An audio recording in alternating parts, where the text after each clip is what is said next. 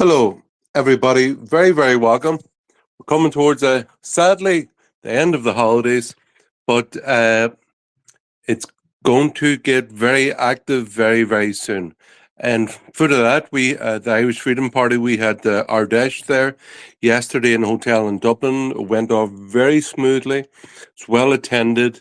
Great participation from those who were there.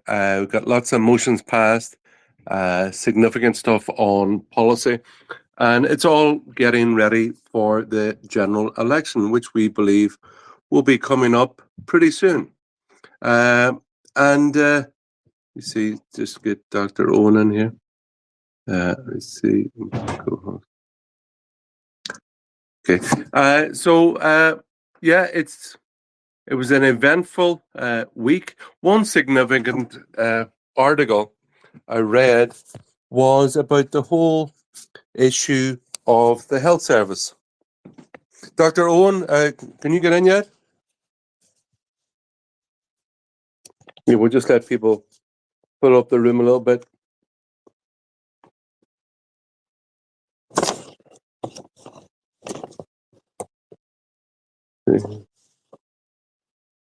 Hello.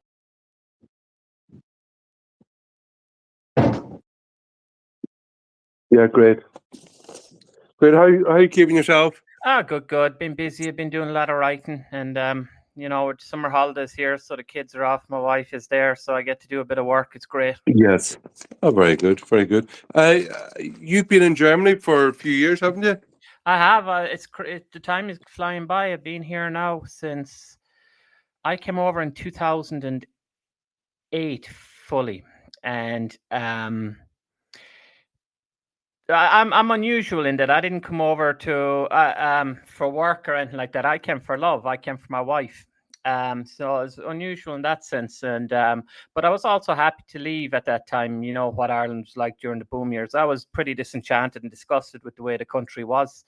So I was happy enough to leave too.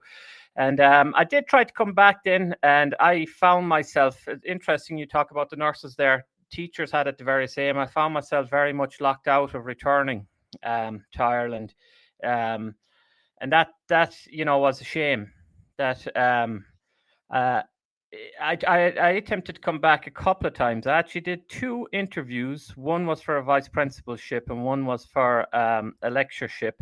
And the reality was, Ireland being Ireland, the jobs were gone beforehand, and I know because I was told that. But yet they made me come back for Germany, the Egypts. I don't know why on earth they would do that.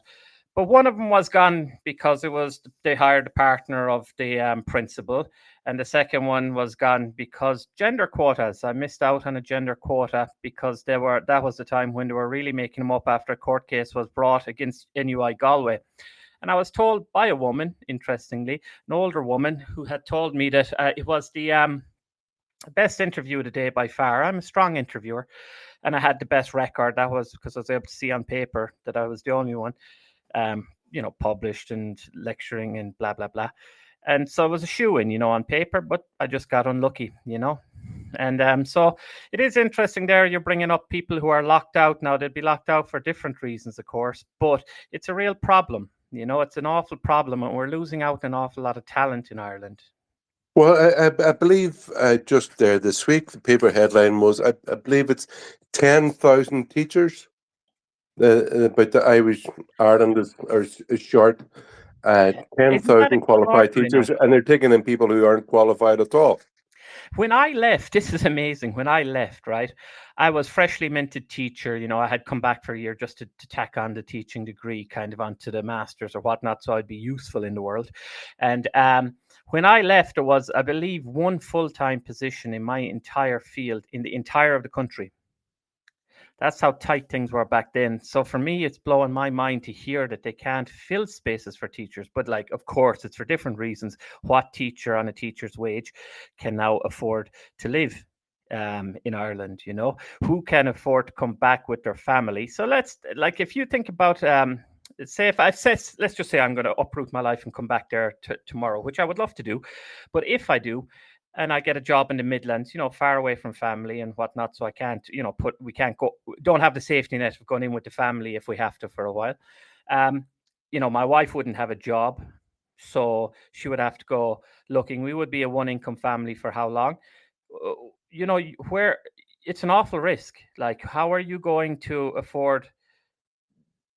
Will you find a rent? I heard Elaine Mullally say there, even in County Laois, that there was something like under 5 or something rental properties available at the moment. So actually, interestingly, when I left, there was a housing crisis, but the problem was that there was no teaching jobs and plenty of houses, and now there's no houses and plenty of teaching jobs. So it's funny how things flip around, but it's a disaster for in terms of human waste, and in terms of what the strain it puts on families through migration, or an inability to reunite Irish families.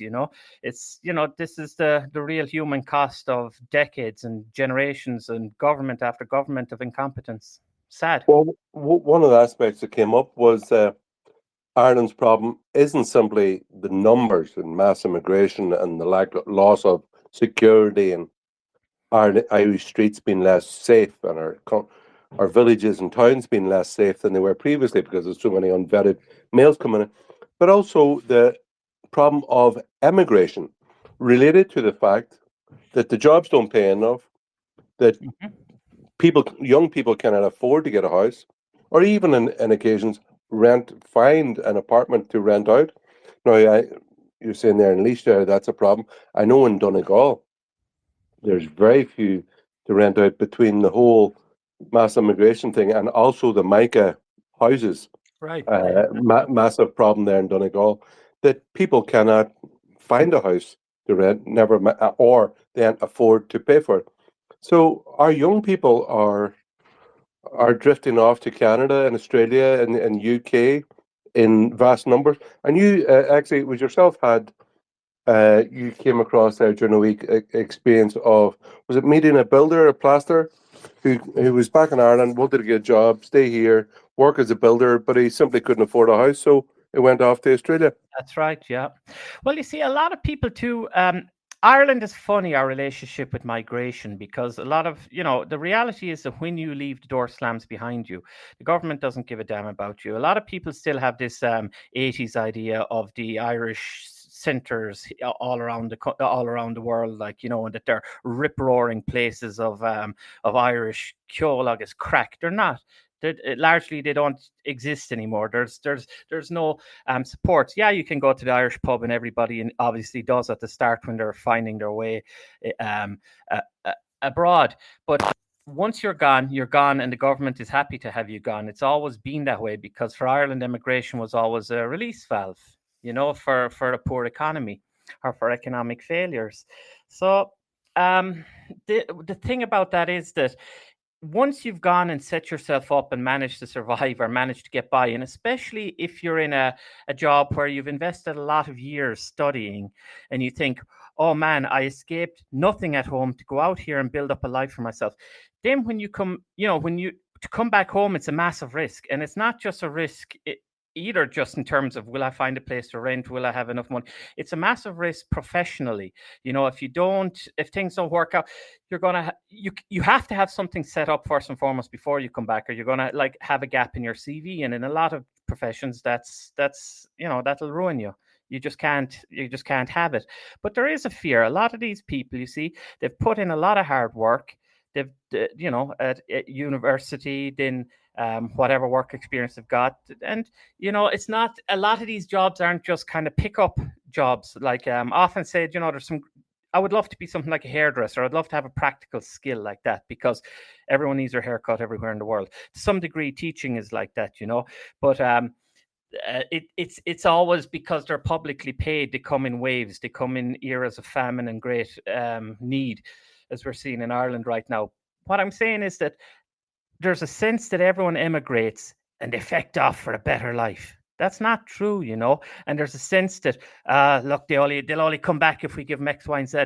That's not true either. There's a fear there. A lot of these people will have gone abroad, stay a long time, have a family, and there is a lot to risk.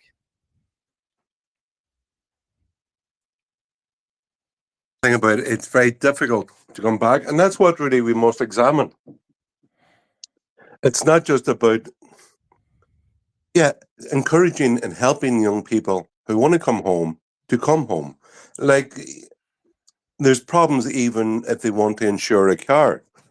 That the insurance that they've done abroad won't be recognised in Ireland. Right. So you come back home, you haven't had insurance in Ireland for a decade, and you're paying massive insurance premiums.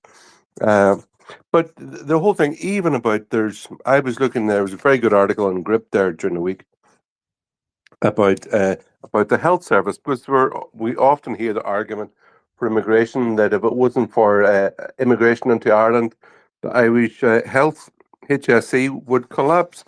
But the problem is that that is completely untrue, because we have so many healthcare workers, doctors and Mhm. nurses and midwives working abroad. Like, would you believe? I looked at some of the figures. I did more research there during the week. I found out half of registered nurses in Ireland are educated abroad now, while at the same time, 14,000 Irish qualified nurses and midwives left Ireland for health services abroad. And like now, the last time I looked at the figures, there's 4,000 doctors working abroad, and yet non-Irish doctors made up 42% of all doctors in Ireland now, and that was in 2017, which is quite a long time ago. And That's when you look at nurses, the majority of new nurse registrants, there's 6,257. Only 1,500 of those were qualified in Ireland, where 4,500 of them were qualified outside the EU, mainly in India. So when you just go through the numbers, it's basically what has happened is an exodus of Irish qualified healthcare workers off to these foreign countries, a lot in Australia, no, in Canada, in the UK. And then we take in these people. And actually, the standard of education for Irish healthcare workers, doctors, and nurses is extremely high. And in their turn, we're taking in a lot of nurses from these, Pakistan and Syria, from all yeah, these countries, which the standard of education in medical matters is much lower. So absolutely.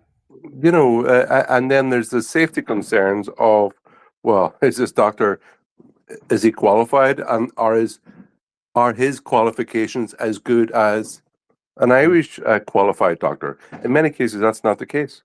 It's a So, but huge would you believe? trouble. Would you believe there's 12,000 nurses recruited abroad between 2001 and 2010 at a cost of 90 million euro. So 12,000 nurses recruited abroad to come to Ireland. And the thing that really gets the goat of a lot of people when they hear this is that the HSE in Ireland are currently recruiting nurses from abroad at the moment, at the same time as there's a recruitment freeze in Ireland. And okay, so Irish workers will not be Irish hired, but workers foreign cannot get a workers will. contract. Yeah. That's And discriminatory. not only that, I forget the figures, but basically there's a relocation package that these non-Irish healthcare workers get for coming to Ireland. But I don't know, do the Irish people working abroad, I don't know if they get that relocation package. But the big problem is in Ireland, in the HSE, is the problem of career progression and contractual stability. Mm. So you see, the HSE, they're happy to give out short-term contracts at the minute, but they don't want to give out long-term permanent contracts to staff because it costs them more money in pensions. Uh, Yeah, sorry, go finish your thought yeah. there, Herman. Well, no, I'll do another thing about housing and pensions later. But what do you think of the I, kind of numbers that we're talking about? It seems to I be read that the Irish article. workers are being squeezed I read the to go article to that go abroad. you were talking about, and two things hit me. I was shocked because, first of all, you know the line, I know the line, everyone listening knows the line. Without our doctors and nurses from overseas, our health system would collapse. But this data would seem to indicate otherwise. The one that really whacked me in the face was there. Let me see where it is. Yeah, there. Niamh O'Brien, we should shout out. She wrote this article for Gript. But yeah, here she said that in 2022, 442 Irish doctors were issued with temporary work visas for Australia.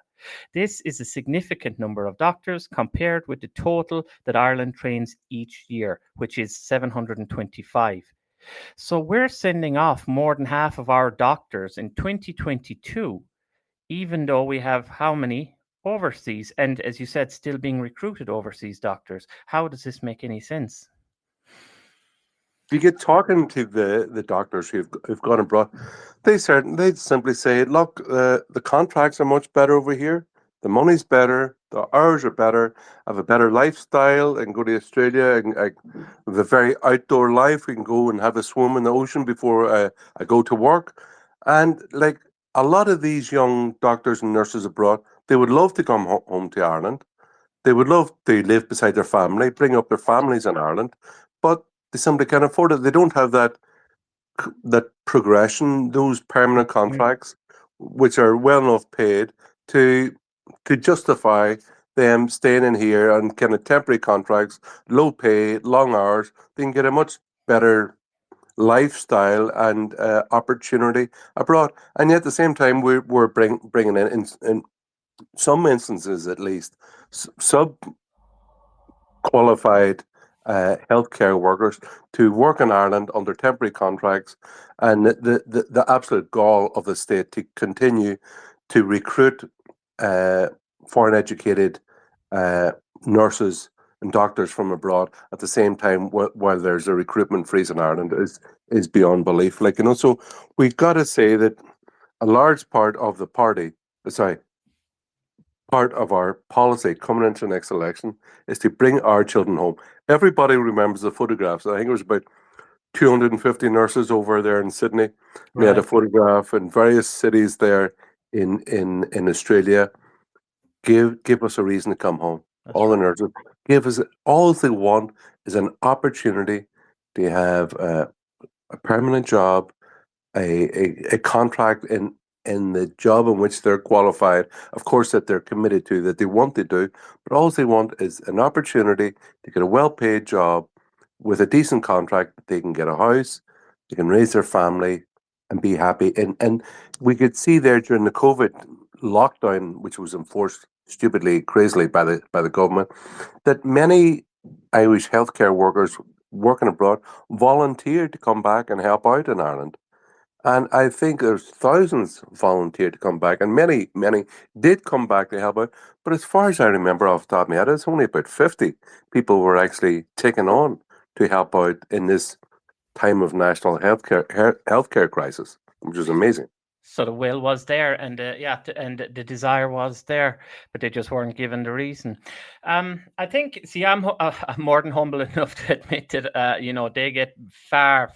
You know, for me, look, I'm an immigrant. There's lots of immigrants, but when you talk about immigrants, like we're talking doctors here. We're talking, these are the top. In my eyes, you know, they're the top of the top. They save lives. These are crucial people. A country that can't keep its doctors, but more importantly, won't offer them the incentives to return home, you know, is very questionable. It's just crazy that the government would act in such a way, and you would wonder, what is it? The government is trying to get rid of Irish people? Well, because they certainly acting that way. Do you know what? Another incredible fact, which I brought up, and I made reference to it in the speech in the Ardèche. I say over there. So I just get through this dog. Here. See, I have these dogs here. Here. Is the whole thing of, we're talking about the housing crisis. You brought up, it was yourself brought up during the week about you came across a builder, I believe he was a plasterer, made reference to him earlier, that he simply could not afford to remain in Ireland to help build houses. Well, of course, there's a massive need for house builders, but this guy can't afford a house himself, so he's off to Australia. Now, when you look at, there's things that you need if you, like, we hear the government saying Ireland needs 50,000 houses a year. We hear Sinn Féin making outlandish claims about they're going to build so many houses in public land, etc. But the thing is, to build houses, you need money, you need materials, you need workers, you need land, right? Hmm. Now, at the moment, the last time I looked, the Irish public debt was over 230 billion euro. Hmm. That's 42,000 euro per man per head for per man, woman, and child in the country.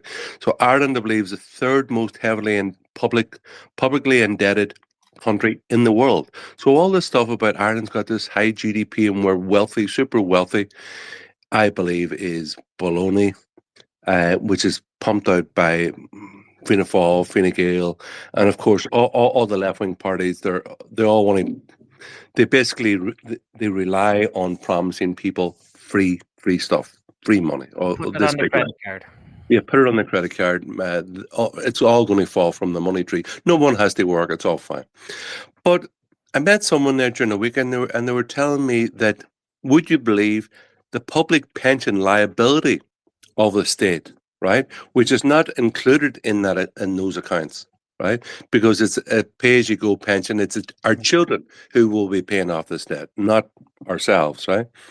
Guess have a well, maybe I shouldn't do this, and I won't say give us a guess because I actually did it during the hour day. I said, here, Paul, guess what the public pension liability of the state is? Well, it's 646 billion euro. Jesus. That's not included in the accounts, right? 646 billion euro. So what's that? That's almost it's almost three times what is included in the public debt, right? My God. And that has to come. So this idea that Ireland's wealthy and we can afford to do, and I pointed it before in articles that because of our membership of the EU, there's we are restricted by we have signed up to certain restrictions. One is the Growth and Stability Pact. You can't have debt more than 3% GDP per year. Hmm. Then they have state aid rules, which restrict the freedom of countries to spend money, to take on public debt and spending as they may wish. So the countries are restricted. They are restricted, and there's a ceiling on public debt. Probably a good thing in my eyes in the long term. But the consequences is that Ireland will not have the money or cannot afford, and because of EU legislation, will not be allowed to have a massive building program that they're all promising. Because so, as I said, there's not the money because we have such high public debt. We cannot spend this money because of EU restrictions, even if we had it, in to take it on as debt. And two, we have the problem with recruiting workers, Irish workers, to build these houses because, hey, they can't afford a house themselves. Right.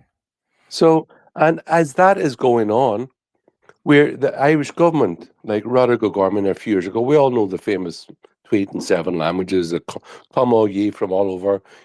So all these refugees, asylum seekers, etc., they all have a right to free accommodation, free welfare, free medical care, free legal aid, and yet every Irish person has to be means tested for every one of those. So we in the Irish Freedom Party believe that Irish people are being treated as second-class citizens in our own country, and we're just, as I said, tired of being patty last in our own country. But when you look at those public debt figures and the restrictions on how we can spend our money, what Fianna Fáil, Fine Gael, Sinn Féin are all promising, and their big house building programs, not going to happen. The only thing in a market which has to find equilibrium by supply and demand, no, because we don't have the financial ability or the manpower ability to build all these houses. The only way we can get any equilibrium back in the housing market is to lower demand, which in a large part we need to strict immigration to lower demand. Well, we're 13,000 last year, 13,000 2022, 13,000 2023, mid 13,000, sorry. And, it was 90% above that in the first 6 months of 2024, as you said, largely because of Gorman's welcome everybody, come on into Ireland. We see that in the data, that it's the same people year after year, Pakistan, Nigeria, etc. These were the languages that he put the tweet out in. Obviously, he said that, I believe, when he was defending himself, oh, these were the people we had in iPads, so this is the languages we put out. Yeah, well, guess what? They spoke to their friends and said, things are about to get really good, nice here in Ireland, so hop on the train, and it did. But I was looking at the numbers there during the week for it too. That the mess is such a mess, the mishandling of the migration system. First of all, in August, there at the start of August, the High Court ruled that the government was in breach of the, what's it now, I think 3,500 homeless asylum seekers in the country, which means that they're liable now to be sued for accommodation and whatnot, which will cost, we don't know how much. But when I was looking back through the figures for 22 and 23, I see Paul is in the room there. Paul's great. He pulled out a great figure for me during the week. But here's just some of the figures extra to what we're talking about here, what it would cost for the housing, blah, blah, blah. The government spent, what was it, 2 billion in contracts to buy up accommodation, mainly hotels and whatnot, in 2023, just 2023. We lost 1 billion in tourism because of that on the other end. 10,000 tourism jobs were displaced. Those people now have to go on the dole or whatnot. And importantly, this was the number Paul did a great job rooting out. Just for Ukrainian social welfare payments, because they gave them out at the job seekers rate of €232 per week, when the rest of Europe was giving, €38 or what, along these lines. Well, that was another, I believe, was it, Paul, 600 million or something around there, $500 million. So, the figures that they've been throwing around here liberally are insane. To my mind, that's just in 2023 alone. That's what, 3.5 billion, just on Ukrainians, essentially. Never mind now this the problems that we're having to solve here as the numbers of IPAS figures continue to grow, and the money too that they're throwing at this. Some people will say, sure, that's the 12.5% surplus that we're taking in from the American multinationals. Well, why, just if we're a responsible nation, first of all, there's so many knock-ons, as you said, first and foremost, the housing crisis, but also looking down the line at the pension crisis. All of this money, this surplus, should be going in that direction. Imagine if you could put that 2.5 billion towards that. I know it sounds like a speck in the ocean, but guess what? It's better than nothing. So it's just, there's financial mismanagement on levels here that just, if it was a business, everyone would be fired. The company would be shut down. Also, the problem is, like, with the amount of money we take in from corporation tax, basically American multinationals, that talk about putting all your eggs in the one basket. Like, Ireland, like, the Minister of Finance has a duty to protect the country in all scenarios. And, like, if Trump gets elected and he says, look, we must, America first, remember the doctrine, America first, and all the American multinationals must repatriate money back and keep the money in America, and I'm going to give you all a good deal, and I'm going to make the corporation, you're paying whatever, 12.5 in Ireland, but if you can bring it back and you put it in America, I'll give you a special deal, 15%, right, and I'll forget about it. You won't be fined. We won't chase after you in the courts. We won't put in regulations to make your life more difficult. We'll make it simple. We'll give you 15% corporation tax all in. So imagine all the companies, the big American multinationals that we have in Ireland, all of a sudden repatriate their money to the real headquarters. Let's not, like, come on, it's the full headquarters that we have here in Dublin. But let's think, if they repatriate their money to pay taxes back where they're from, which is the headquarters in the States, that's a massive loss of income to Ireland taxpayer. And then once again, we're poking broke. And given at the minute where we're actually flush with money with very high corporation tax Right. receipts, we're spending all this money on what? As you say, we're destroying the hospitality industry. We're replacing tourists with welfare tourists. Right. The last time I looked, over a third of the accommodation beds in the country are taken up by asylum seekers at the cost of. So we're destroying a productive sector of the economy to basically become instead a tax liability for everybody. Well, the issue too, like, is that we have so many different parallel societies at the moment here in Ireland, and the largest one being that, okay, in your scenario there, which is, in my opinion, just a matter of time before it happens, this collapse of the multinational um, sector Golden here. goose, as you might call it. Yeah. So Temporary golden when goose. we're going to have a huge amount of people who are going to go on the live register there, it's going to be overwhelmed, sure. But the problem is that a lot of the people who are, the executives and the upper management and whatnot, sure, they can flee, they can go wherever. And a lot of them were brought in anyway from overseas, and they'll just move on to the next big, next notch on their CV. But all of these guys that the government's bringing in, these 13,000 per year who they're shoving into IPAS, none of that matters to them.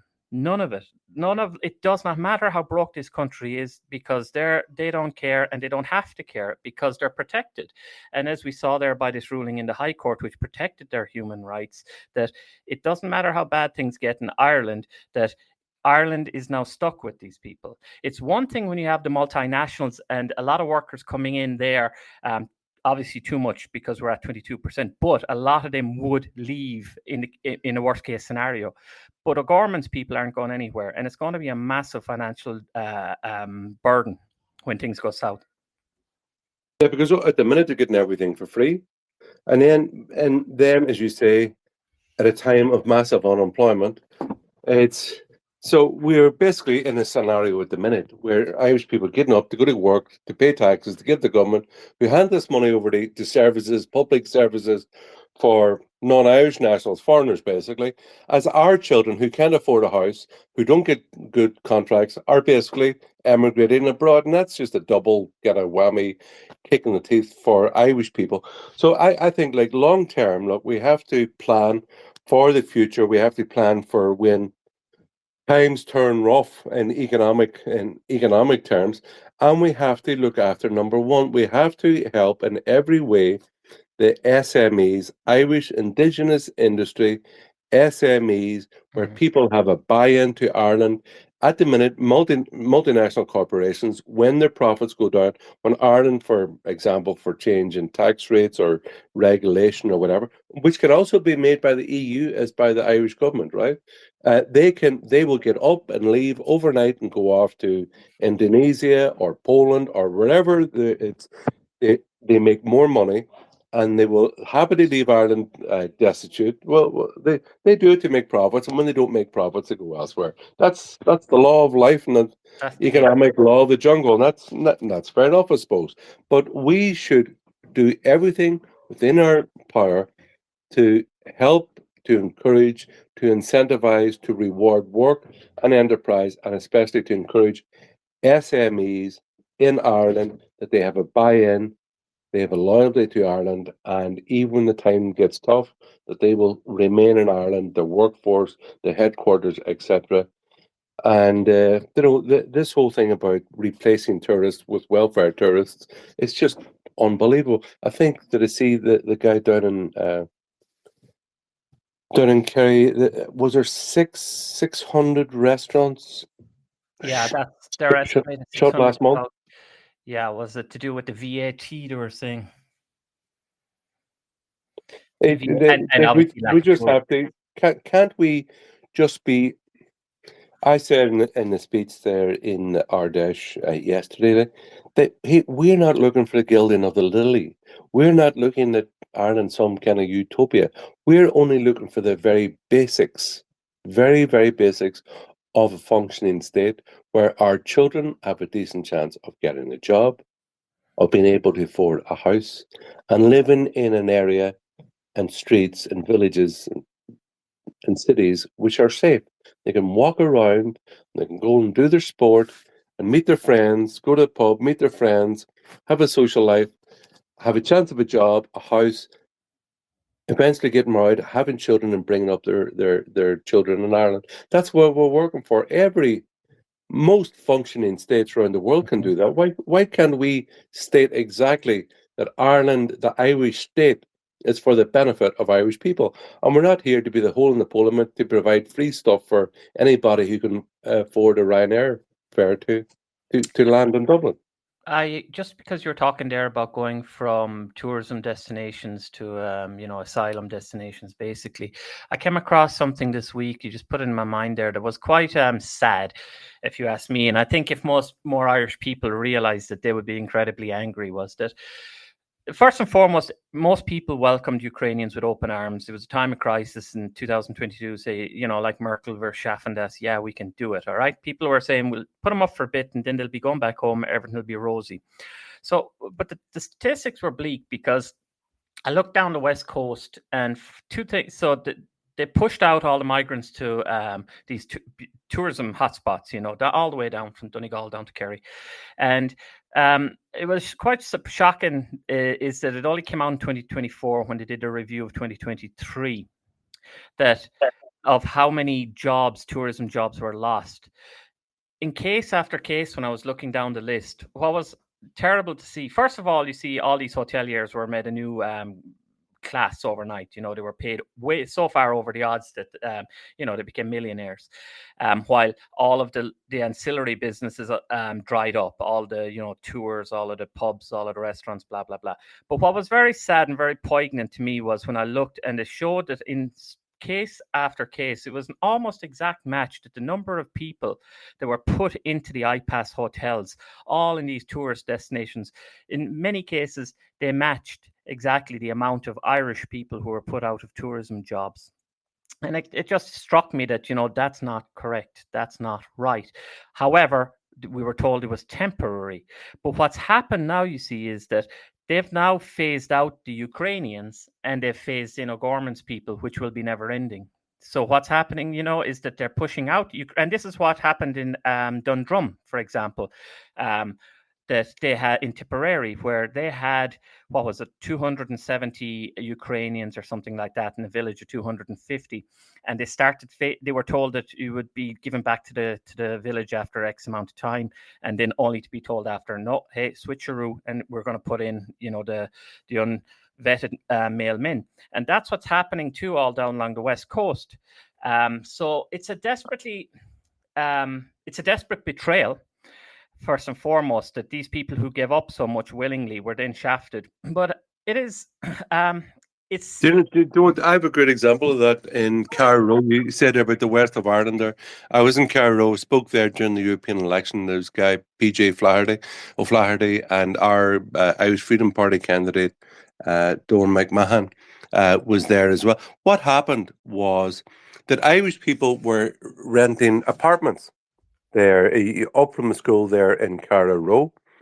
And they were told to leave because the Irish people who were renting these apartments beside this old hotel, which was defunct and closed down, the Irish people renting the apartments were told to leave because they were going to be sold, right? So that's the legal position. The landlord has the right to sell the apartments that are being sold.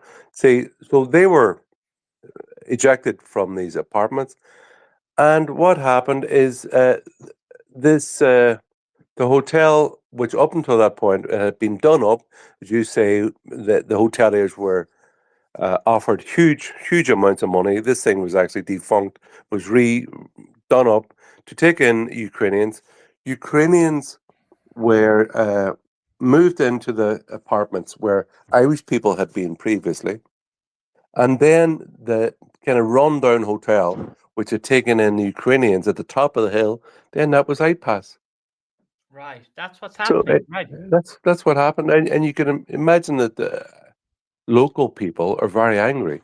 And then not only that, the long-term consequences in a place like Carrow, and both of my daughters were at Irish College in Carrow, so I've actually been there numerous times before, picking them up and leaving them down to Carrow, was that people, could you like really, if you're a kind of concerned parent looking after concerned for the safety of your children, you're not going to take them down to a small village where like you have hundreds of young men walking around with nothing to do, out drinking all day, and in the middle, in the middle of summer.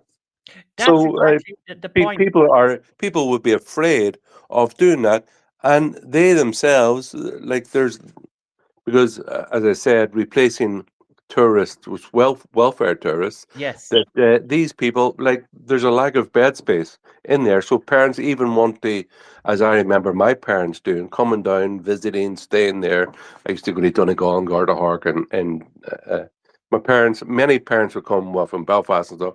They'd come and stay for the weekend, see their kiddies, and so it contributes in two ways. One, but the children paying the Banatee getting so much money per kid per week or whatever, and the parents coming down every few weeks to see their wee Johnny, and that's all dried up. Parts. It's going to take a bit of a hammering. So It's there's a the immediate cultural shift. consequence, and then there's a long term consequence, and everyone seems to be harmful for Irish people, and it seems to be the welfare and the benefit of other people from abroad seems to be the priority once again of the Irish state, and that's not right. It isn't. And again, another figure that popped into my head there while you were just talking about it is that, when they did the figures last year, they found that, what was it, half of the top, more than half of all of the top IPAS centers. Some of these guys were making, more than 40 million for last year alone. They're overseas, so a lot of this money too is going out of the country. A lot of these they have what you call that offshore accounts and whatnot. I was looking at Santry, where there was two big centers gone in, both of them, Goldstein and something else. Anyway, they were both offshore accounts. So a huge amount of this money has been taken out of the economy again, almost like the absentee landlord style. So it's financial mismanagement on many levels.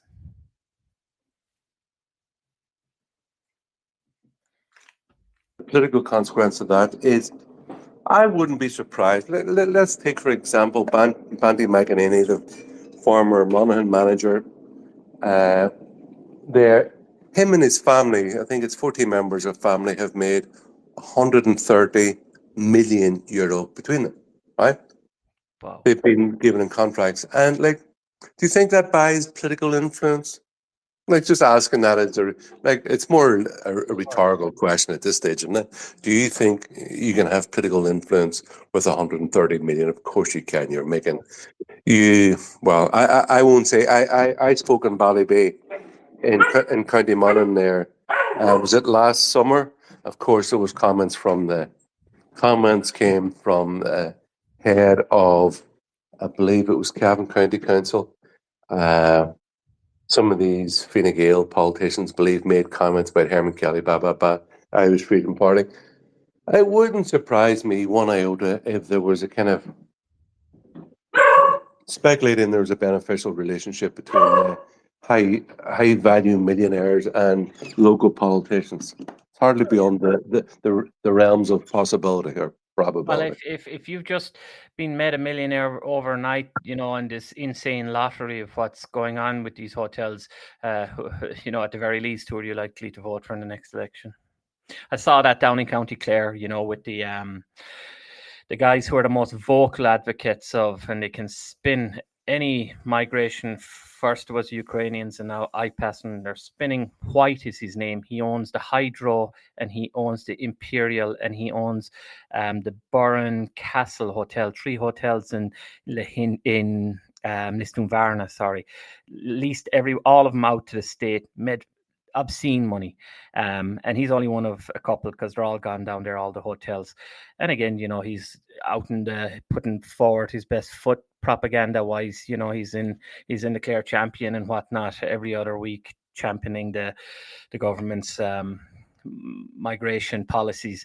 But because the media being what they are, they'll only go to him. But who they don't go to are the guy who runs the pub, who's had to pretty much shut this this entire holiday season. They're not talking to the guys who do the burn tours. They're not talking to the guys who there was one company, a ferry company, they do all of these tours up along the coast, even up to Donegal. They've virtually gone bust this year because, again, when these guys, White and these hoteliers, are making their millions and millions, the flip side of that is that you have everybody else in the tourism industry going out of business, going broke, and getting poorer. So you've created overnight this astonishing class system where you have, again, it's almost feudal. You have this one, maybe 2, 3 people who've gotten phenomenally wealthy overnight. Like, they were all just happened to be in the tourism business. One of them drove the bus, one of them had the hotel, one of them had the restaurant. Well, the guy who had the restaurant and the bus are broke, and the guy who just happened to have the hotel, he's a multi-millionaire. That's going to drive wedges in local communities. It's going to create a lot of tension and bitterness, but more importantly, it's going to create a great degree of depression. And so this guy who's phenomenally wealthy, of course, they're going to wheel him out for when they need a good propaganda piece. But importantly, the guys that they're going to shove into these hotels, they're not adding anything to the community. The buzz of the tourists is gone. But importantly, it's leading to a decline in economic standards for everyone but the wealthy hotelier. And it's going to lead to very depressing areas all down along the West Coast, which used to be amongst the world's premier tourism destinations. Well, I can give you an example here in Carrickmacross. There was I think it was about 4 years ago, because there was a friend of mine, basically, it was a young local teacher was raped by one of these asylum seekers who was put up in a hostel run by Bandy McEnany. And there was quite a local protest. This word went round about what had happened. It was quite a protest. And a very good friend of mine, a member of the Irish Freedom Party, spoke there. Sean Kelly, who's another member who was there yesterday, actually, Mark McCooey, former MA, spoke publicly. And they tried to arrange a public meeting in a hotel, and they could not, of course, when the guy himself has so many hotels taken up, being given over for economic migrant stroke asylum seekers, self-identified asylum seekers. They've nowhere to stay. But they got one hotel would take them. I think it was a few miles outside Carrick. And basically a rep from Sinn Féin rang up the hotel and told them, no, it would be a very bad idea for them to allow a public meeting to go ahead, and the whole thing was stopped. So you can see that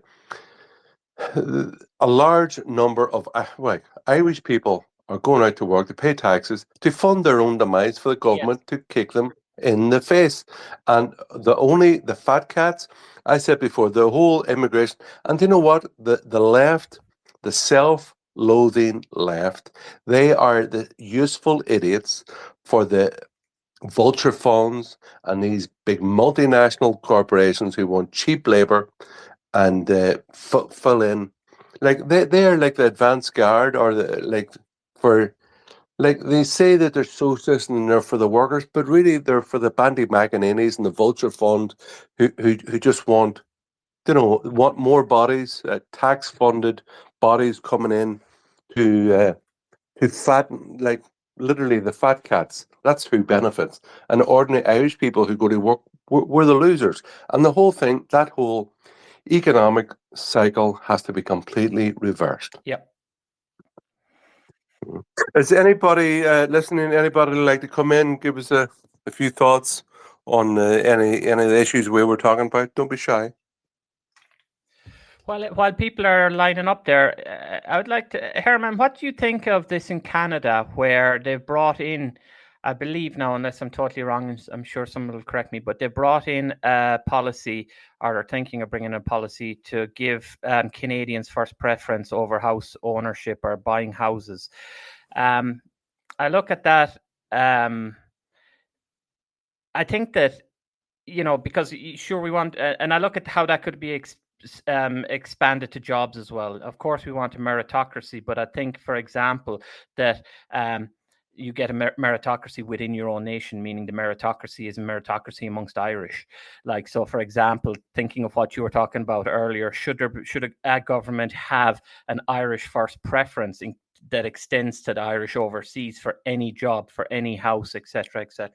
Well, I've been thinking about this for some time, and basically things have gone so far that now, by official figures, non-nationals are 22% in Ireland South.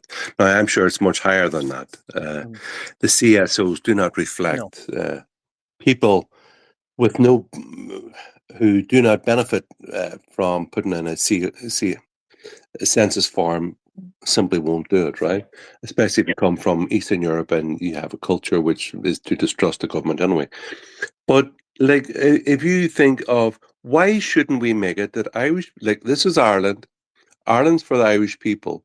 The Irish state should be for the benefit of Irish people. It's not our job to fund or give free stuff to the rest of the world. Our policy would be to, I think we have to look at a policy of that Irish taxpayers' money should should only go to Irish citizens. Like this idea of giving free welfare, medical care, legal aid, and accommodation to non-Irish citizens, I think has to stop. Like we're not here. We were not placed on earth to give free stuff for the chancers and people who have lied. Look, come on, 85% of people who come in through Dublin Airport have lied, claiming they lost their passport. Well, we know that's all completely untrue. But why has the government allowed liars to make? The government have made fools of the Irish people, actually, because they've allowed it. And Ireland, as a consequence, has become much less safe. But yeah, now so one of those points, should Irish people be first? Absolutely. Another aspect of that, should non-Irish nationals and vulture funds, for example. I believe in the housing market, vulture funds should be taxed out of existence in Ireland. That these multinational vulture funds coming in, buying hundreds, in some cases thousands of houses, that they're then taken off the market. Irish people can't buy them. They can only rent them out at extortionate rates. Any government which cared for its people would not allow that to happen. So either you end that vulture funds cannot buy, and that legally they're not allowed to do so, or two, you tax them out of the market, that it's unprofitable for them to do so. And basically what you do is you bring in a fiscal system where really they must start offloading their properties onto the property market. So Irish people would be afforded. And then it brings up the point about buying property of should Irish land, for example, be. There was a case there about 2 years ago where there were Chinese companies were in negotiation. They even had talks there, I believe, with Dundalk County Council, or sorry, Louth County Council, about they were looking to buy a large swathe of land in North County Louth that to build like a Chinese city in North Louth. Like, that's that they even had this conversation. They met and had a conversation. Like, imagine getting a phone call. Imagine getting a phone call. Is Louth County Council? Oh, we'd like to have a discussion about buying land because we'd like to start a Chinese city up in Louth. And like, get long, get like, I won't say it on this, right? But you know what? I'm sure you would suspect what the answer should be. But and then it brings up a whole thing about should non-Irish nationals be able to buy up land in Ireland? I think, but you know what? I think we have more than enough non-Irish land owned by non-nationals. I think, you know what? Maybe that we should really think about that. You know, Absolutely. put that Fully up agree. for maybe Irish land should be bought by Irish, and then also the whole thing about houses.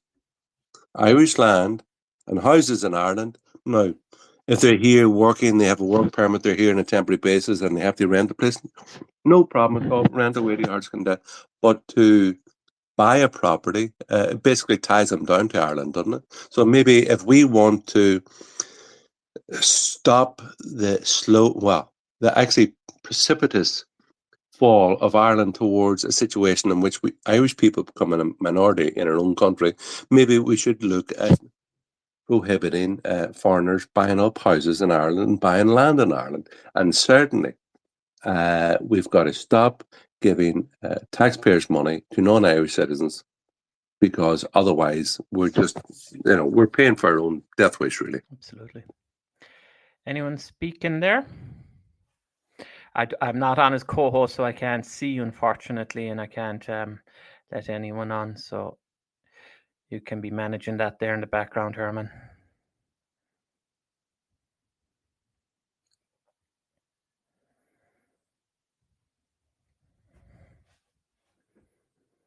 I assume Herman's gone patching people through.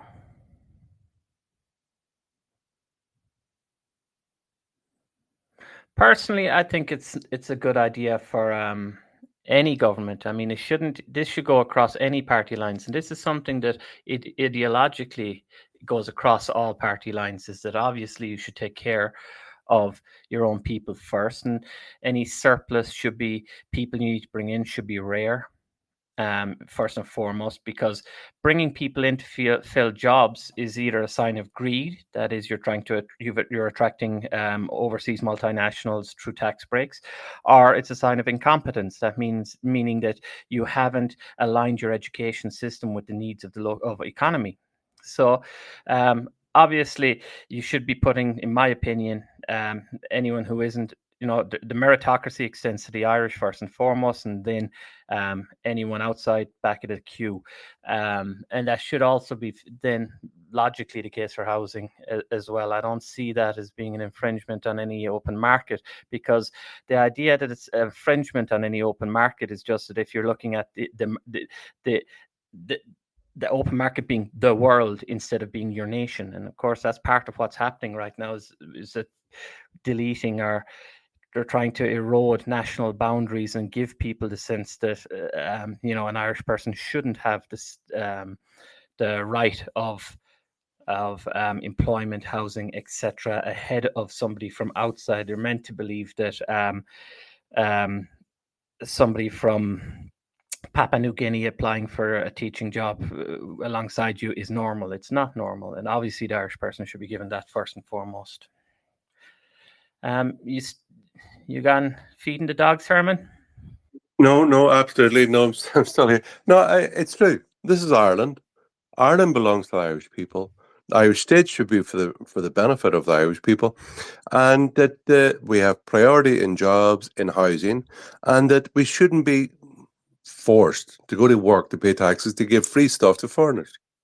It's not that we dislike people from Papua New Guinea, as you comically put it. But they've got their country. Why can't we have our country? Like we like this idea, and you've seen it on Grip by Dr. Matt Tracy, has done the research, which shows at the rate, as I've spoken before, that come on, 5 years ago, non-Irish nationals were 12%. Now they're 22%. There's a 10% difference in 5 years. At this rate, at the rate of immigration continues in Ireland, and accompanied with emigration of our young people out of Ireland, we will be a minority in our own country by 2050. And sorry, I never consented to this colonization, and I certainly didn't consent to some kind of minority status in my own home. And we've got to be conscious of this. This is Ireland. We've got to think of Ireland as a homeland of Irish people.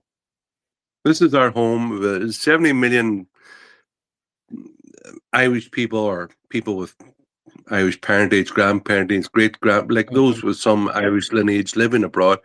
But this is Ireland, and this is our home, and our Irish people, we need to break. We should be able to come home. We should, one of the big reasons we need to get rid of the mainstream parties that are there now is to break this addiction to, the 12.5% multinationals, because it's insatiable, this chasing GDP at all costs. It's like any addiction, is destructive, and it's destructive here, and that it's just going to lead to inevitably and very shortly, before 2050, Irish people being a minority in their own country. But who asked for it? Nobody wants that. I do honestly believe that people would take would cut back on certain luxuries if it was put to them that, hey, if we are going to shrink our economy to suit our own population growth, say, but it's going to cost you a little bit here and there. I think most people would say, yeah, obviously, I really do. Well, yeah, and one of the things that came up actually yesterday was at the front row. There was two sisters.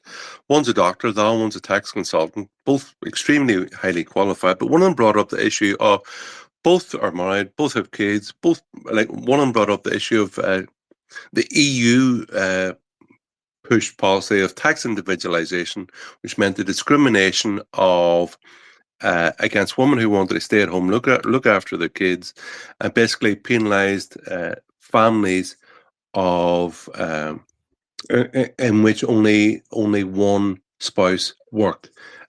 So basically, we currently have a birth rate of roughly 1.5 children per woman. It's well below replacement level. We should be a nationalist party should be pro-natalist to help encourage young couples to get married, to have kids, and give their children and their life blood and other education of the children in the culture of Ireland, and in Ireland they can be proud of, that we should help young families rather than one kind of push this LGBTIQ ideology down the throats about, especially the trans stuff, which has to do Sinn Féin seem to be obsessed by kind of hormonal kind of puberty blockers for under 16s, which is absolutely crazy. At the same time as they're shouting Sharia law, it's all about Palestine. So how they can square the whole thing, we love Palestine, and let's go and give speeches at Croke Park to Eid celebrations where it's all Muslims, and we talk about, we want more Muslims in Ireland. Islam is great for Ireland. At the same time as there's pushing LGBTIQ and kind of puberty blockers for under 16s, it's just kind of madness. Doesn't work out. But I think we definitely have the Coo Holland. You want to come in there, or maybe it's Coo? Can't see the second part. Coo Connell, is it? Connell. That's it, Herman. No, just to kind of follow on with what you're saying, the Irish nation is our people. The island is the place we inhabit. To be a nationalist party, we have to nurture our people and want to see that nation grow. We need to. It's like the IDA encouraging in tech jobs just for GDP bottom line, when all these tech jobs are geared towards Europe, Asia, and Middle East support roles that are multilingual, that there isn't any good for the normal citizenry of Ireland, because they're just importing the staff to fill those roles. So that needs to stop straight away. I've seen somebody tweeting about child psychologists, 50 of them being opened up to employment agencies from Asia and Africa, even though there's an employment embargo on the health service in Ireland. Like every one of these small things you're talking about, the LGBTQ ideology and the puberty blockers for children, they're little by little eroding away at our nation, our people, and our ability to maintain that nation on our homeland. And jeepers, if it is racist to stand up and question that and question what they're doing, because each one of those things is seeing our extinction on a place that we have inhabited for millennia. We, the Irish people, our common history and our common language and our common cultures have inhabited this island for at least 5,000 years. And now we are at the closest that we've ever been to seeing that nation that we are as nationalists being the minority on our own homeland. So we need to stop every one of those little things that are seeing our birth rates drop, our employment prospects dwindle away to other people, and I've seen like to call it scaremongering isn't reality, because there's a TD, I can't think of his name right now, that was talking about the employment supports that are available to people, that their priority given again to I believe it was Mark McSharry. Was it employment supports, or was it funding education grants given to third level? Because I believe that Ukrainian nationals get basically a surplus grant which is not given to Irish third level students. I believe it. So basically, they're at a huge advantage. I believe it's them all, Herman. From what I seen, it was the back to work enterprise allowance, the back to education allowance, and another raft of payments that are designed to give Irish people the hand up and the hand out are now being prioritised to Ukrainian refugees and asylum seekers. And we are quite literally, under government policy, being made second-class citizens when it comes to that in our own nation. Again, another example of us being pushed out. So that's just my point. Sorry, Herman. A good, interesting point is you have the Greens, right? The Green Party, talking about all the time about the importance of ecology, and they will talk to the cows come home.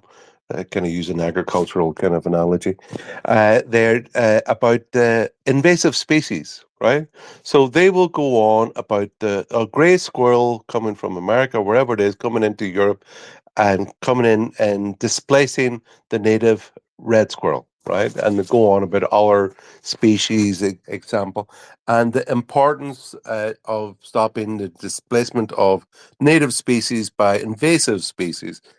Like I was, as we talked about last week, I love going along the west of Ireland and fishing out in the middle of nowhere in the wilderness. And but I noticed that even there in a river I was in Donegal, down the banks, down this small enough Spade River, that down the banks there was what I call Japanese knotweed. So these kind of shrubs would only have enough shelter uh, along the banks of this river. So that brings in the concept of limited resources. So there's in an area of limited resources, various species of shrub and plant along the banks. That's the only place they have an opportunity to grow. So these Japanese knotweed were basically coming along, the parts of the plant break off, they lodge into the bank, and they basically take over because they grow very quickly and they displace the Irish native shrubbery that was there previously. So Connell there is correct that we are being put out, we're being treated badly, our children are emigrating, and other people are coming in our place. And we've got to say about the Greens, well, it's my father used to use the phrase, every beast has his plane. And this is for Ireland. This is our country. This is our land. And it should be for Irish people for now and into the future. And it's not, I think we do have a responsibility to protect it for ourselves and our children and grandchildren, because this is the home of the Irish people. Victoria, did you want to come in there, please? Hi, Herman. How are you? Oh, very good. How's yourself? And thank you for letting me in. I'll just get to the point quickly about a couple of matters that we were talking about. I don't know what exactly they mean by nationalist. I mean, if they mean a person who strongly identifies with their own nation and vigorously supports its interests, and especially for their country, then I guess I'm a nationalist. But getting back to what you were saying about people that wanted to come back to Ireland from abroad, I really do think that is the good subject to talk about. As for doctors and nurses in the hospital industry, of course, the cost of living and the housing crisis is a main factor to why many people are not coming back and can't afford to come back to Ireland.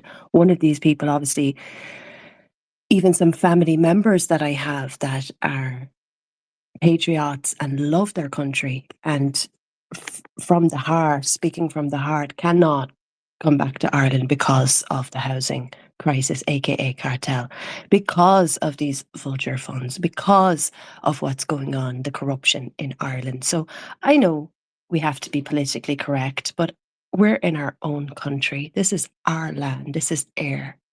We are sovereign, and freedom of expression, freedom of speech is our fundamental right. So I'm not going to mince my words. There's a housing crisis in Ireland. There's obviously a health crisis. There's a mental health crisis. We have hospitals. We have waiting people, old people, vulnerable people that are on trolleys for 10 hours, maybe more. It's not sustainable, and it's completely deluded to think that we can just have open borders to anyone. We have people coming in who voted for these clowns. We have to get them out. That's the priority. We have to dissolve this government, and we have to close the borders. There's no other way. And if that makes you a nationalist, a far right, or no, it just makes you someone that's concerned and support the interest of their country. I think someone with two brain cells. Like, it's people, every person and every people across the world act in their own self-interest. Because nobody in their right mind wants to just be someone knocking at the door some night saying, "Sorry, your turn's up. Out you go. We're putting our family in here, and you've got to leave." It's ridiculous, the idea of it. So, of course, everybody works in their own self-interest. And why should Irish people be any different? And why shouldn't we have a state that looks after the welfare and work for the prosperity, freedom of Irish people? Exactly. I grew up in France, Herman. I left France when maybe I was 10 years of age. I left Ireland on the Irish ferries, and I went to school in France, and that would have been during the 80s. I know myself what is the price that Europeans need to pay for this whole inclusive multiculturalism. Or I know what it was like over there. It was already hard enough being an Irish person in France, but I saw how it was. And the way it worked over there is if you had any other opinions that went against the narrative, meaning that you were basically a patriotic for La France, for Marine Le Pen, you were branded. My God. you had to stay. You had to keep your opinions silenced, especially in the areas where it was dominated by other populations other than French, or anyone who had different ideas or wanted to, it was, I do not believe that a radical extremist ideology, whether that be woke, whether that be pushing any kind of sick narrative on children, which shouldn't be even thought when you're 4 or 5 or 6 or 7 years of age, talking about transitioning into men or women. This is insane. Can you imagine, Herman, we would have been talking about this in the 80s or the 90s? I mean, it's just insane. Even 5, 6 years ago, it would be unthinkable. You're talking about pushing the transition of that's not transition, the mutilation of children. Exactly. Right? Ultimately, that's what it is. And you're pushing the lifelong sterility of minors. And the minors have, parents have a duty to protect their children. There's a legal duty until the age of 18. And they certainly have a moral duty as the parents of their children to prevent them, at the very least, not only to help feed them, educate them, bring them up in a secure environment, make them happy, free, capable adults eventually. But like the very minimum you can do as a parent is to prevent your child from being either injured or purposely mutilated. That's the very least you can do. And the idea of pushing it. And actually, did you have any experience of, because I understand there's about 5 million, as you were in France, but there's roughly 5 million Muslim population, which is the population of the 26 counties in France, and that they, in some areas where they predominate in numbers, they have basically taken over. And some parts that I have been in, for example, have been like, it's like being in, I don't know, Morocco. And Baghdad. even the whole thing about cafes, woman, I know because I've read about it quite a bit, but woman cannot go into certain cafes because it's male only, because that's the culture in majority Muslim countries. Definitely, definitely. When I got there at a young age of 12, 12 years of age, my mother had gone over when it was 1992 and Disneyland had opened over there in Paris. And even in, I was in a very small kind of village and town of rural France, maybe a 20-minute drive, half an hour drive from Paris. But even just going to suburbia and going to different areas where there was different quarters in France, I have to say that the safest quarters would be the Asian quarters. So we'd call it Chinatown in French. Very like a lot of Buddhist temples, very respectful people who have their own religion and beliefs, but really are integrate and work hard. When I would go to areas which would be Muslim areas or which I did have there is certain Muslims that are good, hardworking people and that are not extremists, are not radical.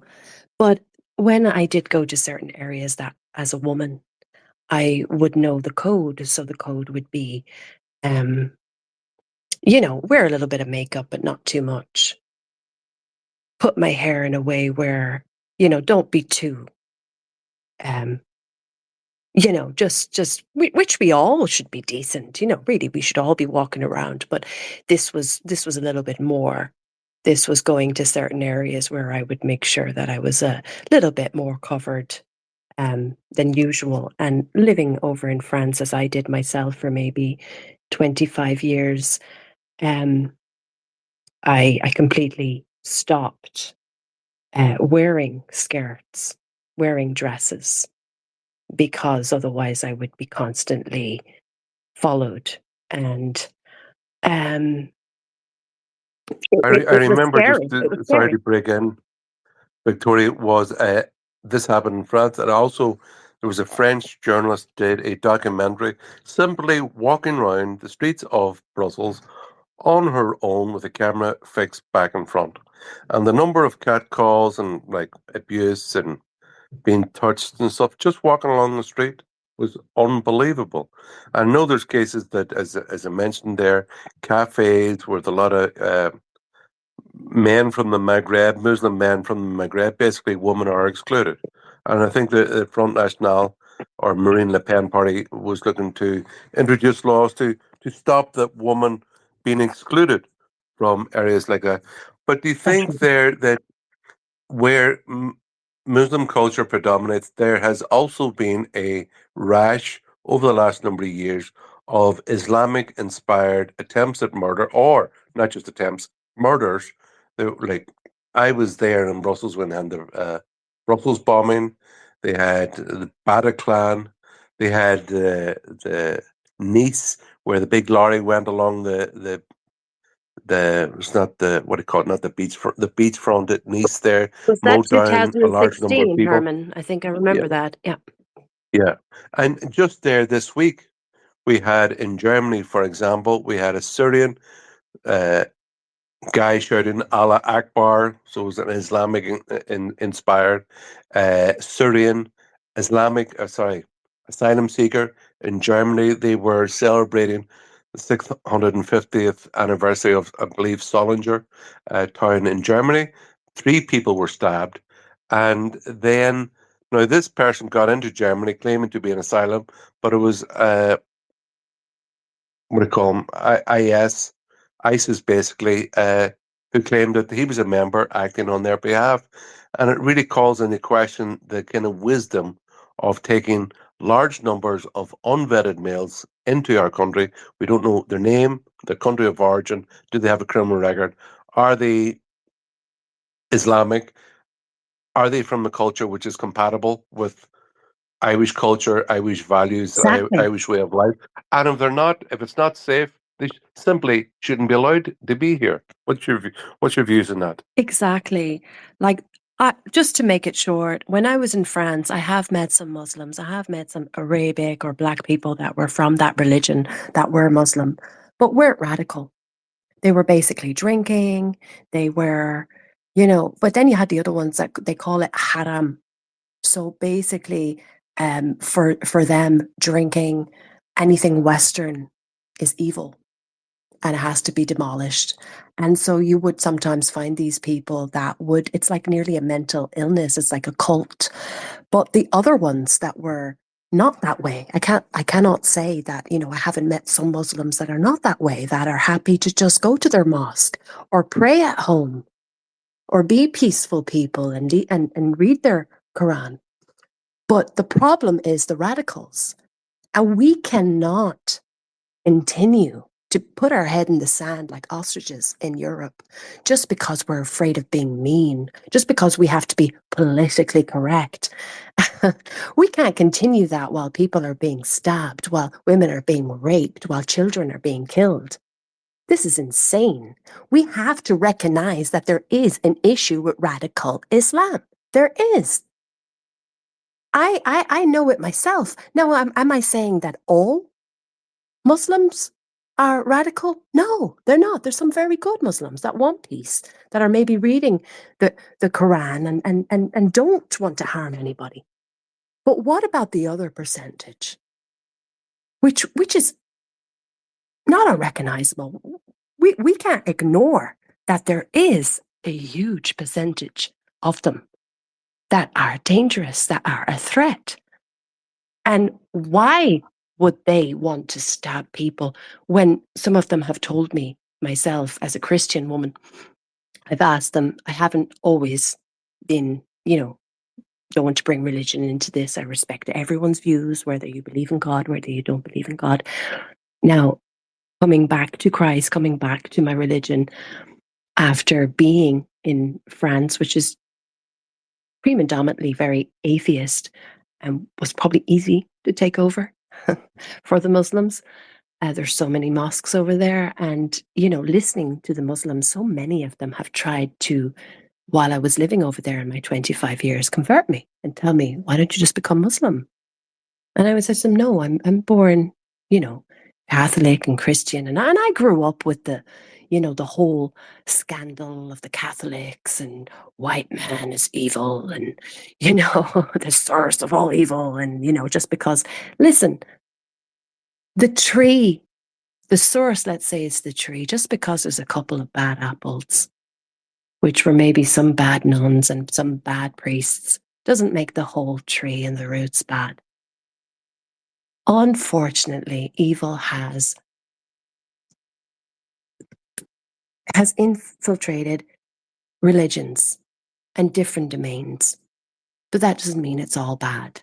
But we, at least as Christians, we're not going around suicide bombers and killing people and stabbing people on the streets. We might try to read a little bit of the Bible or bring it back to Jesus, a little bit of gospel. But hey, I'm not saying that they didn't do any bad. Yes, the nuns did some bad. Yes, there was bad priests. But it doesn't mean that because there was a couple of bad apples that the whole tree and the roots are bad. Anyway, bracket. Very good. Thank you very much, Victoria. It's very kind for your contribution. I really appreciate it. And I met you when, was it last week in Dundalk? You spoke very well, very passionately, Thank actually. you. And you spoke there very well in Dundalk last Sunday. Oh, the freedom of speech. Definitely. Actually, there was good news. Did you see the Mail on Sunday today, where basically it would appear that the anti-free speech legislation, which Justice Minister Helen McEntee was hoping to introduce, has seemingly that it would appear from comments to the Mail on Sunday that legislation will be dropped because it was so deeply unpopular. There was such an uproar. Now, the Irish Freedom Party, we were the first party to hold public rallies outside the Dáil against this anti-free speech legislation, which stopped the whole idea of equality of all citizens before the law and give certain privileges to identity groups selected by the government, that it was so unpopular and it was actually so badly thought out. Like, it was talking about hate legislation where the word hate wouldn't even be defined. It was extremely dangerous, and hopefully public unrest and protests about it has brought it to an end. So it's very important that people like yourself brought up and stressed the importance of freedom of speech, because freedom of speech, right to private property, right to association, etc., they're all fundamentals of a free society. So, Victoria, thank you very, very much. Renee, if you'd like to come in there. Yeah, I'm not going to be here long. It's just to follow up what Victoria said there regarding Islamic extremism. I was on Spaces last night in a couple of leftist spaces for the past month and a half, and every time that I brought up Islamic extremism, it seems like there's a tendency amongst the left that not all, surprisingly enough, not all, but most leftists are very, they're stuck in their own ways in terms of being polite towards people that promotes Sharia law. I was on Spaces yesterday, and one of the Irish leftists invited over someone from Luton, who is a Muslim from Pakistan. Well, he was born here in London, but what you call this? But he's Pakistani, and obviously he's a Muslim as well. They're very because of the woke ideology. They're very careful on what they say. And this guy was just like preaching about Sharia law and how good it is and everything. And then he tried to justify the fundamentals of Muhammad and what he done to his underage wife, pretty much a child. It's a big problem. People are way too careful on how they call out Islamic extremism. Again, to follow up what Victoria said regarding there are normal Muslims and then there are extremist Muslims. They clump them all in one basket. The same way leftists clump, legal migrants who's been in Ireland for more than 20 years in the same basket as the illegals and the asylum scammers. So no, I think if I was to estimate and guess, how many young people are entrenched to this leftist ideology of being polite and not purposely not calling out Islamic extremism, I won't be surprised if what's happening in London will be happening in Dublin specifically or Ireland soon. That's all I'm going to say about that. But no, thank you for letting me speak, Herman. Thank you very much, Renee, for your contribution. You sound as if you have a bit of a Cork accent there. Is that right? I've been in your spaces before, but I grew up in Cork, since 2003. I live in London at the moment. I'm one of the people. You guys were talking about people being pushed out. I know I'm not ethnically Irish, but I done a FETAC course where I've done the nursing studies through FETAC course along with other ethnically Irish students. We were most of us, even though we got the grades from that FETAC course, we didn't get any place in any Irish university, so we had to settle for British university places. So seeing Ukrainian... Well, you still have the Cork accent, I'll give you that. Yeah, Just as Q Connell there has said, definitely he's got the Donegal accent. I have to change. I'm not going to sugarcoat myself. My accent varies depending on who I've spoken to recently because I still speak the Filipino mother tongue, and we Right. we pronounce the A, I, O, U very differently. So, no, in terms of behavior, Herman, from my observation from being in leftist spaces, the over politeness and people are just stepping on eggshells, and to the point that we're letting people lecturing us about Sharia law. That should not happen. That should not happen. Rennie, And it can I happened give you yesterday. my opinion? Yeah, I yeah, go don't on. believe it's not like the self-loathing left. They don't talk about foreign countries or foreign cultures nicely and because they're polite. No, they do it because they detest and hate the root of the particularity of Irish culture and European cultures in general, but Irish culture in particular, they hate the basis of like the historical rootedness of Irish culture in Christianity and its influence from the Catholic Church over a millennium and a half. The left hate the influence of Christianity on our culture. They wish to root it out. They detest well, the whole idea of Irish nationhood. They're happy for ourselves to be a minority. They and the whole leftist thing about free stuff for everybody and stuff. They think it would be helpful for the cause, but ideologically, they hate Christianity. They want to wipe it out. So, because Irish culture, I think there was I just saw an article there today. Oh, I think it was an RTE about complaining about the is Irish language because we say hello, Diolch, Diasmurgach, God be with you, God and may be with you, because even the language and the way we speak in Irish, and oh my God, like we say whatever, the way we speak about God's help or whatever, that it's so rooted in Christian faith and culture, they detest it. So they want to wipe it out, and quite incredibly, they want to instead they want to help, give advantages, give privileges, for example, to Islam in Ireland at the same time as they kick the influence of Christianity and the Catholic Church into the ground. So you have, for example, you have Mary Lou, who's head of Sharia Fane, going to Croke Park or going giving talks to large groups of Muslims and how wonderful Islam is. But you know what? The recent history, well, not the recent history, the long history of Europe is formed by the conflict, and I suppose the identity of Europe as a Christian country is formed by the conflict with Islam, and Islam itself is a violent political ideology with a veneer of religion, which leads to violence everywhere it has come into contact with other non-Islamic cultures. And in Europe, over the last number of decades, even in Ireland, we've had we can see the danger of importing this dangerous ideology into Ireland.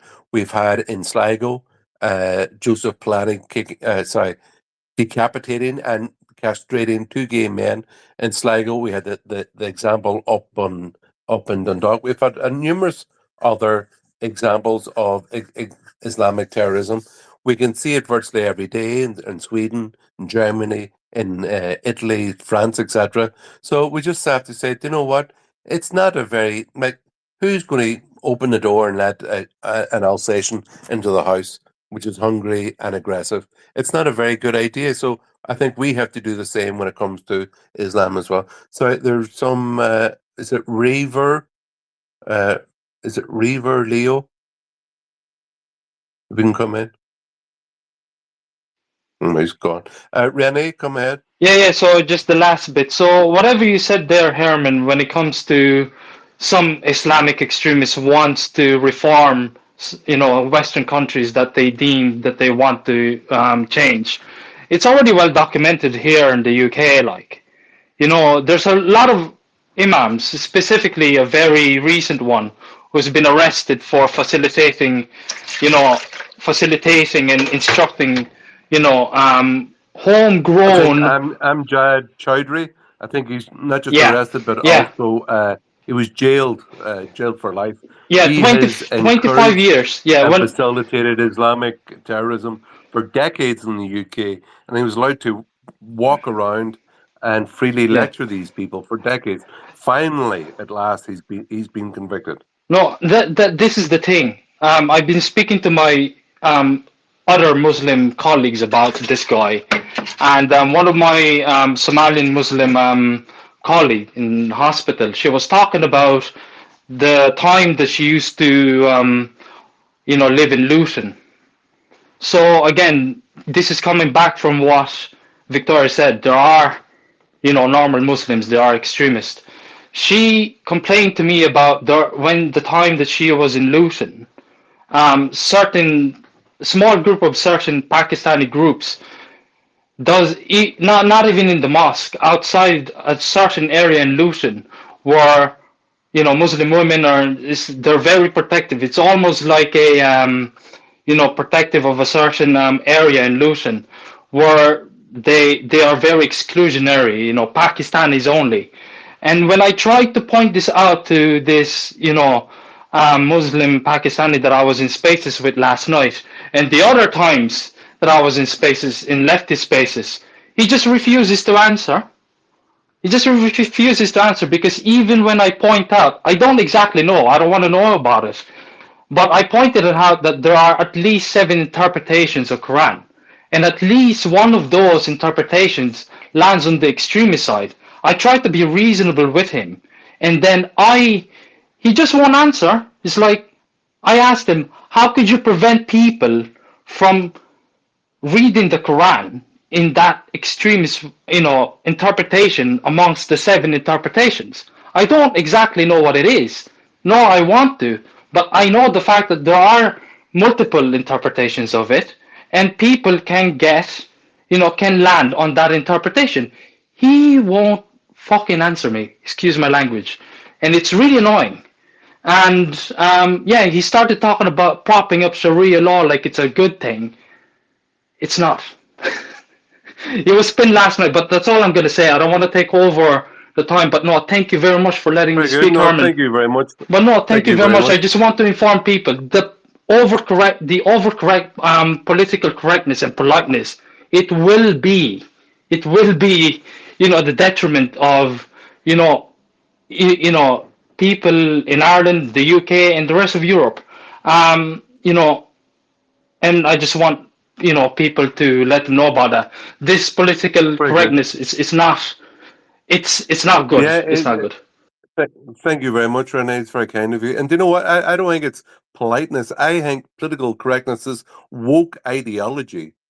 Is basically based on the hatred of European culture and particularly on the hatred of Christianity. So it's corrosive, it's self-destructive, and it's basically all. It's like nothing in nature survives or thrives when it hates its own body.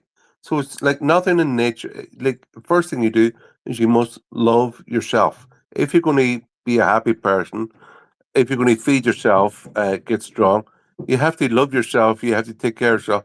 Like their whole ideology is based on a hatred of Christianity and European culture, and it's very, very dangerous. And Islam itself well, it means to submit. It's based on a desire to subjugate other cultures that Islam dominates. They do this by economic means, by military means, and by cultural means. And you know what? We have to make clear in Ireland, this is Ireland.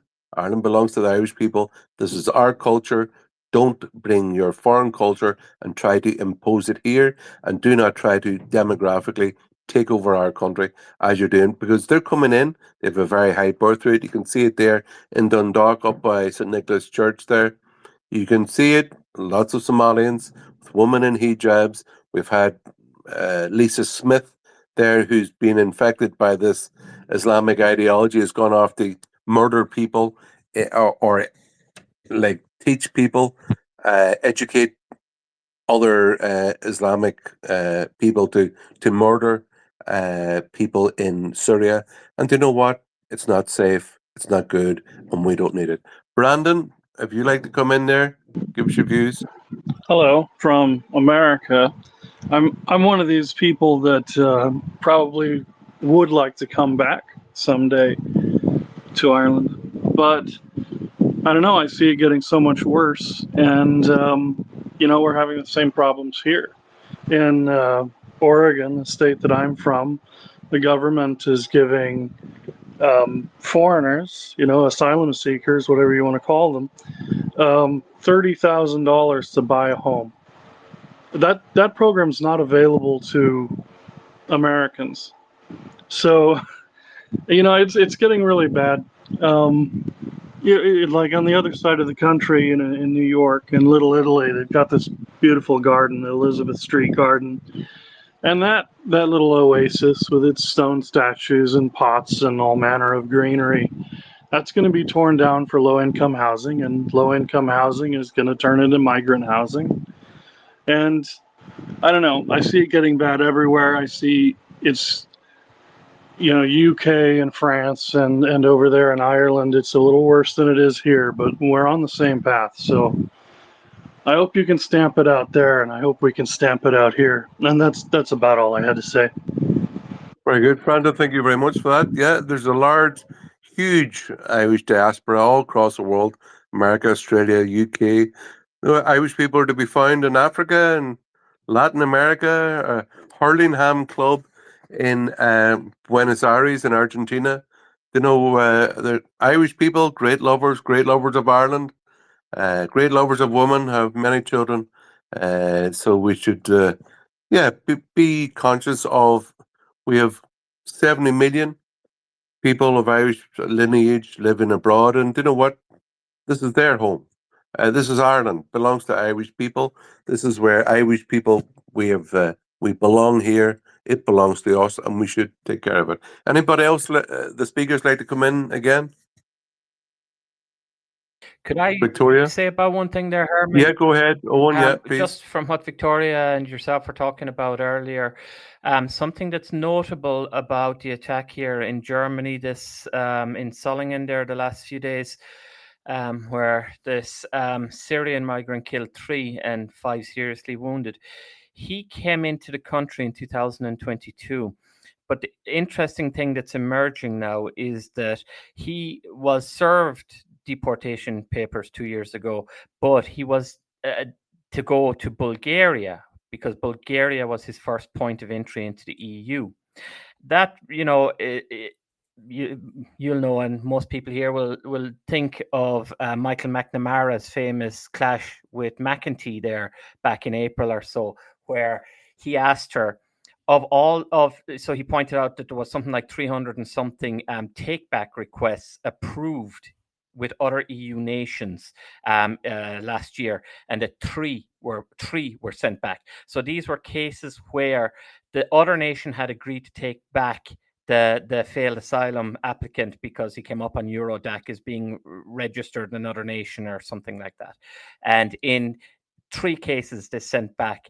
And what we see here in Germany, and this doesn't get out of the German language bubble and out of the news here a lot, but it's extremely common that you see particularly Islamic migrants, often extremists who have been rejected their asylum application, go on these stabbing sprees. In 2 cases near where I am here, there was two young lads killed in a pharmacy. A young girl attacked as well, badly. Schoolgirl on her way to school, badly attacked. And in these cases, they were guys who had been served their deportation orders. So Ireland is opening itself up for an extraordinary amount of danger that's completely unnecessary by not enforcing. The way it should be done is you get your deportation today and you're on a plane tomorrow.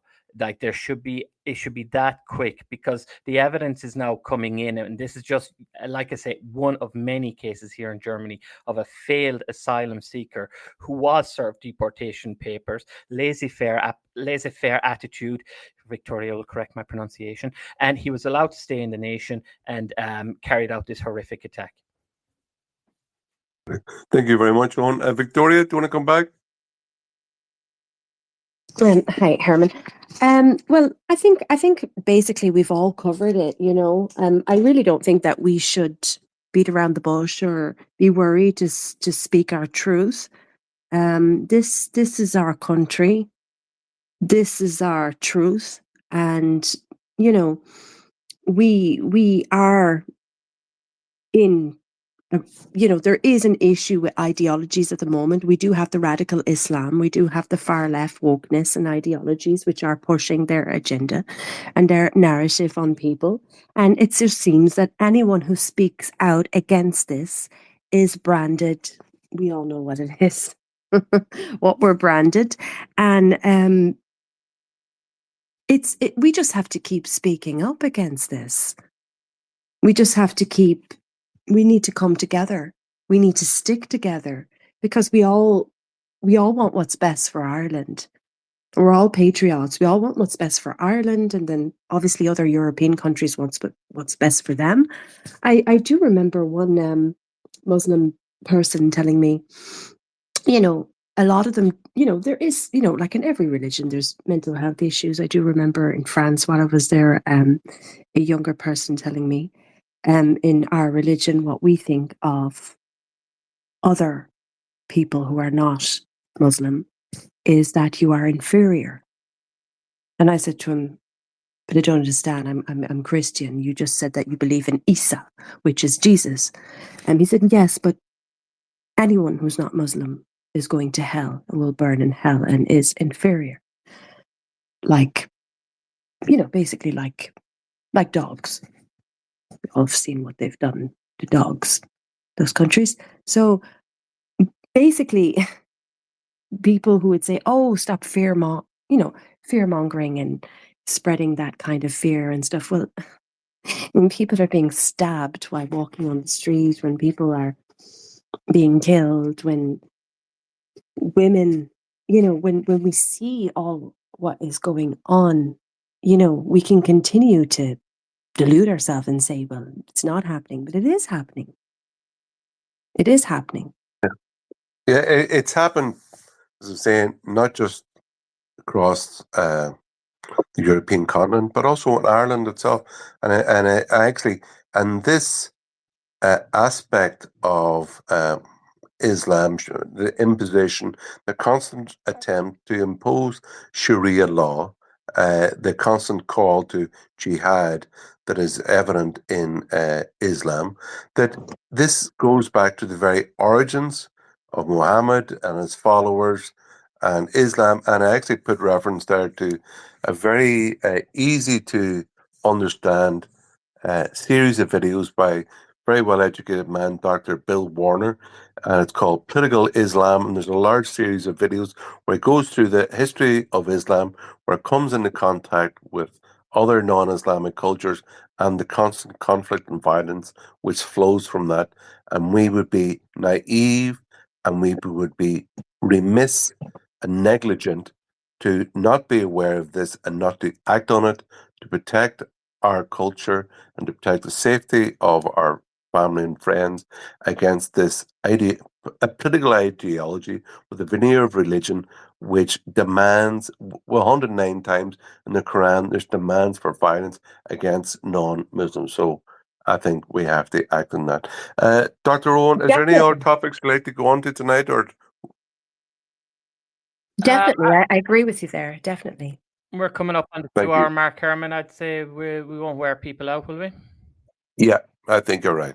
So, everybody, I'd like to thank you very much for coming in, for listening to me and Owen, and to all those guest speakers who came on as well. Everybody spoke very well. I'd like to thank you for that. And especially, as I said, we had the Ardèche of the Irish Freedom Party there yesterday in Dublin. It went very well. I'd like to thank all those who came to Ardèche, participated well, and as I said, it made a call to arms for those to activate the commons, that people will come out and help us campaign during the quickly coming general election, that we say about we need to replace them, the politicians in the Dáil, replace them before they replace us. Our country is coming to a very dangerous crossroads, and we have to act quickly in a coordinated manner, and we have to get good, patriotic TDs in the Dáil who love Ireland, who love its people, and put them first rather than making us party last. So Slán is Bannacht is Eoin, and thank you to everybody who came on tonight. Thank you, and good night.